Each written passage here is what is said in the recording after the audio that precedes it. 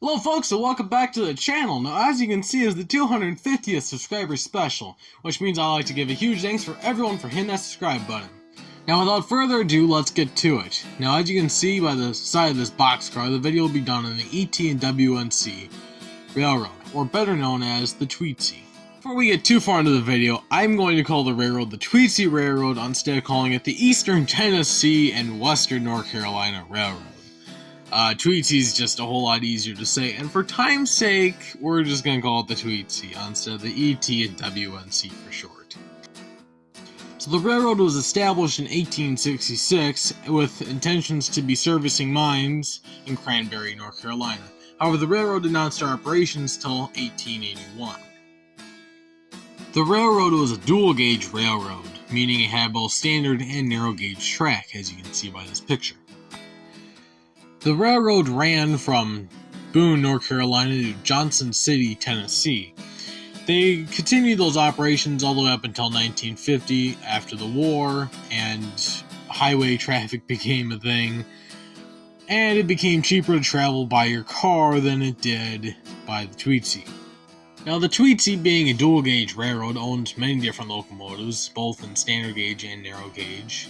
Standard gauge end of things, they had consolidations like this 280 here, 260s, 060s like you see here, and on the narrow gauge end of things, they start out with 260s and later 460s, 10-wheelers, consolidations, more 260s. But the weird locomotive was actually their switcher. It's an 080 switcher, and the cab is ridiculous. Now, first off, for a narrow gauge railroad to have a switch engine, it's kind of rare to see something like that. Second off, what is with the cab of that locomotive? It is way too long, way too misproportioned. But it's probably just standard gauge cab, which is actually fairly common for narrow gauge locomotives, to take an old scrapped out steam locomotive's cab, cut the center out so it widthwise fits, and stick on a narrow gauge engine. Which most of the time fits right, but in this case, it looks really, really weird. Anyway, in 1950, the ET and WNC shut down and started scrapping out all their narrow gauge steam locomotives, except for the number 12. The number 12 was sold to the Shenandoah Railroad in 1953, but nothing lasts forever. In fact, it only lasted about a year, when Hurricane Hayes came through the area and ripped up most of the Shenandoah Railroad. Now from there, Gene Autry purchased the locomotive for use in filmmaking. However, he never brought it back to California. Why? Well, guess what? The Tweetsie Railroad, so the Tweetsie Railroad I'm now talking about, is the railroad now known as the theme park. They purchased the number 12 from Gene Autry for $1, which is telling me that Gene Autry did not pay very much for the number 12. Maybe he only paid 50 cents. Boom! There's a 50-cent profit! Well, anyway, the Tweetsie purchased the locomotive and brought it back to what would become the theme park and started operations. And that is how the number 12 came to be known as the Tweetsie number 12. So I hope you enjoyed today's video. But before you go, I noticed a couple little things that I got a kick out of, and I hope you will too. The first thing I noticed was this picture of this train station. It's a Tweetsie train station, and I really like that car. I don't know why. I like old cars. The second thing I noticed was, look at this picture. This is a picture probably for a town newspaper or whatever. Maybe the train crew's on there.